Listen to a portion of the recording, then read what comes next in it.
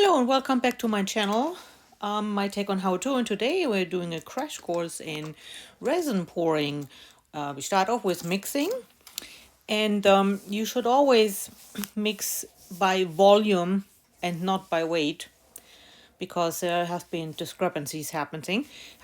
Okay, so you saw me have a little measuring cup there, or you can use just a regular cup and put mark somewhere, and then you fill it up with your part 1, and then you fill it up with your part 2, and away you go. And you want to mix very thoroughly, and you will see in a second how it looks after a while. See, it gets all kind of like opaque, and you want to keep mixing and stirring until it turns clear again. Then you know you did enough stirring. Good, and now we can add glitter, or you can add pigments to it.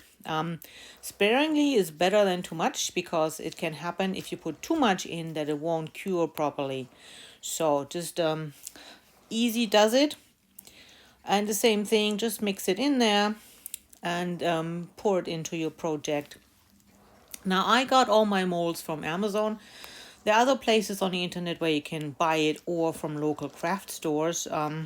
I was quite happy with the different providers there on Amazon, and that's where I got my molds from.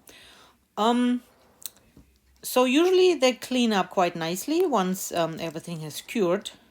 Sometimes you have some residue there. You have to basically hand pick out some splatters or so.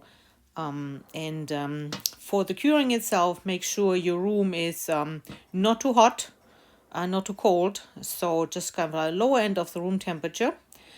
And also heat gun helps to blow out the bubbles.